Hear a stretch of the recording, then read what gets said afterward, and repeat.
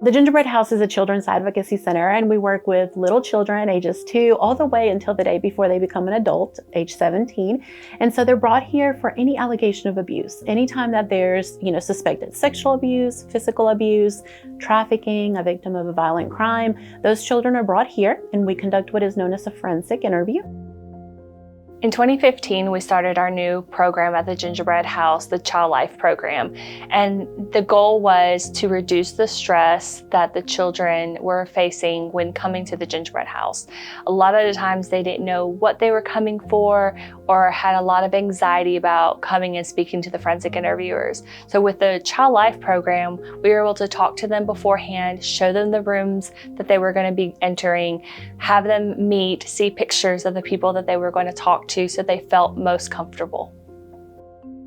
So a forensic interview is when a forensic interviewer and a child who is involved in any kind of criminal case comes here and we talk to them. We have a conversation with them to let them tell what happened. So whether that be allegations of physical, sexual abuse, witnesses of any kind of crime such as domestic violence or homicide or victims of human trafficking, we talk with them, we get their statement, and we allow them a safe place to do that at. As time goes on, people's memories change, but getting it from juveniles early on in the process is essential. And I think I've been doing this for over 40-some years, and the evolution of gingerbread and how the law has allowed it to be used is great. One of the things that we have to understand is oftentimes that person that victimized them is someone they love and they trust. And so, that you probably would not get them to talk or they would be so emotional that they couldn't talk.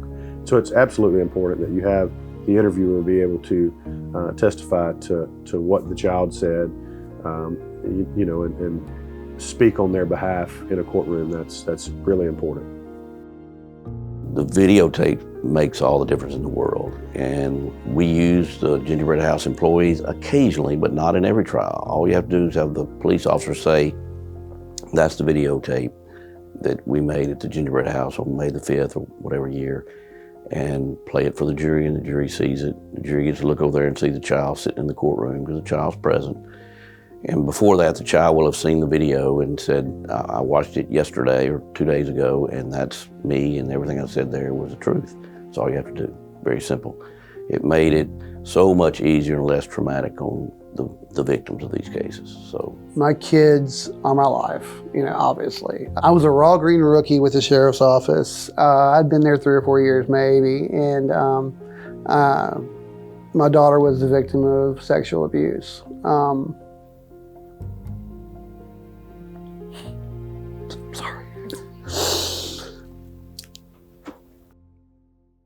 I was sexually assaulted when I was 5 years old, and my parents brought me to counseling at the Gingerbread House, and I just remember it being such a fun place to go because I was 5, and it was a children's counselor, obviously, and I remember, going through the process of counseling and talking about something that I really didn't feel like I could talk about with anyone else, even though, I was so young, I understood that sort of culture around talking about these kinds of things. When my oldest went to, did her interview, she was at ease from the moment she walked into that place. I remember that very, very distinctly. And then she went to counseling there for a couple of years afterwards. And I saw the kid change, and I saw Izzy change. She opened up, she got out of her shell, she just became a little kid again. This is a place that kids feel welcomed, they feel loved, a place that kids know that their voice is heard. And I think in the world that we live in, kids are told to sit down and be quiet, and just to do what you're told to do. And I mean, that's true. You want to obey your parents. You want to be respectful. You want to listen. But when it comes to when someone's hurting you, when someone is doing something wrong to you, you should never be told to be quiet. And the Gingerbread House stands behind that. You should stand up. You should say something when you're ready to say something, and we will back you when you do. When I was 16, my assaulter died. And I kind of remember being like, who am I going to talk to about this? Fast forward about 10 years, and she's a typical teenager. And with all the good and bad that goes along with that, she's driving, she's loving life, you know, she's being a teenager, and she's a handful. And we had a relapse. She started, her offender passed away, and it triggered her. So I said, well, you know what? By this time, I was working at the Gingerbread House. I was working with the Gingerbread House and youth services. I said, go back to counseling. So I sat there and watched her again do a whole transformation and go back to Gingerbread House and get centered again and become just this thriving young lady, you know, to the point where now that's what she wants to do when she gets out of college. She is studying right now to be a counselor. Sometimes when trauma happens, a kid may not be ready or may not have the capacity to understand what happened, or their resilience may just be so high that they just bounce back and they keep going. Every kid's different. But eventually, sometimes things catch up to us, and symptoms start to surface maybe years down the road. And counseling here at Gingerbread House, if a child's been here, is always here up until they're 18. So if, like in Izzy's case, it resurfaced and she came, she had some stuff that she needed to talk about, she needed to heal from, and we were able to provide that. So it doesn't matter when you come, what matters is that you do come, because at some point we all need to face our trauma. I just remember it being kind of like this giant weight off my chest, like, oh my gosh, like, here's somebody who actually knows what they're talking about when they talk with me about this kind of thing, and you know, they can help me, and they're professional, and I just remember being welcoming and comfortable.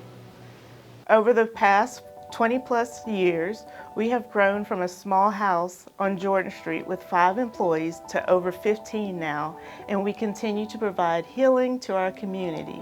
Our families and our children's success is our #1 priority here at the Gingerbread House, and so we want them to leave with all of the resources that they need for healing. We want to set them up for success for the rest of their lives. We want these children to be able to leave the Gingerbread House and be set up to heal and be able to function out in the world.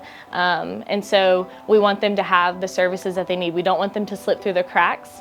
We want them to leave and feel like they are ready to take on whatever's next. Preventing abuse is an adult's responsibility. It's all of our responsibility. And the services that the Gingerbread House provides are provided free of charge so that no child is ever turned away due to that family's financial situation. We want to make our services accessible to all. That requires funding, and we rely heavily on our community, both private dollars, state dollars, and so forth, grants.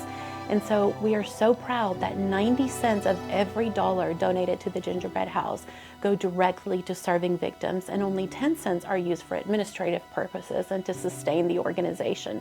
Our people are our product here. Without our staff and the people at the Gingerbread House, we would not be able to serve children. And so every dollar matters. If you are considering donating money to anything for any reason, this would be one of the wisest choices that a person could make for a lot of reasons.